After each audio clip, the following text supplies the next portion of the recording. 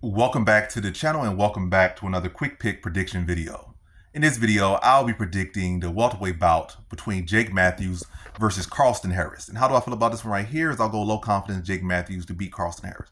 So if Jake Matthews wasn't coming off a loss to Neil Magny via submission, fight where he faded and got tapped out, this probably be average confidence, but I still feel a decent low confidence here. Decent low confidence here to beat Carlston Harris. I feel like Carlston Harris, does have a submission chance to win here, does. But I think Jack Matthews overall is the better MMA grappler. That's keyword. Better overall MMA grappler. So I think that means I feel he can control the takedown. Like he can do a better job of dressing the takedowns and getting his own takedowns here and getting the top position. And then on top, I think he should be pretty secured at defending submissions that Carlston Harris has off his back. So I think he'll be able to do that in the fight. He definitely has a 30-year chin. Jake Matthews has been in UFC at a high level for a very long time. I think I only see him a couple times really hurt on the feet. I can't really recall him getting dropped. So he has a very sturdy chin, and he's been there with some heavy hitters. So, and I feel like that's one of Carlston Harris' paths to victory in a lot of fights. That he is long, he is awkward, he does have power. But Jake Matthews has this tough chin and a solid overall skill set. I think he's a more polished fighter overall. I think he can win the striking battle. I think he can win the grappling battle, and I think he can win the grappling from the start.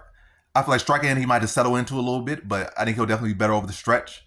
And yeah, and I think once he starts to connect on Carlston Harris, given the fact that Carlston Harris is coming off 2 knockout losses, I can see Jake Matthews being able to put him away. Especially, Jake Matthews always seems to kind of, he's been around a long time. He's never that guy that can really climb the rankings, but he kind of stay in the same spot. Like, kind of stay the cycle. Like, he shows some promise. He's looking good. Oh, he's about to start another streak. He loses to like a veteran, like a real veteran, like guys that have more experience than him in the UFC typically.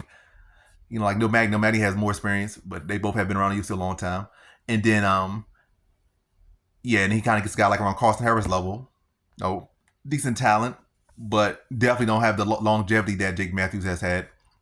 And then he goes out there, has a statement performance, and finishes them like he did with Andrew Kawani. Again, like guy that's talented, like Carlston Harris is talented, Andrew Kawani's talented, but in their experience, but they're not experienced in the UFC. They haven't been in the UFC straight in the UFC for like over a decade, like that type of experience, or 5, 6, 7 years. They haven't been like that, like he has. So yeah, and that's why I just feel like like a little slow cook. He'll know how to fill him out. He'll try to make some takedowns and make some striking.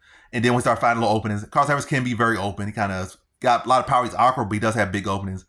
And he has been chinned before multiple times.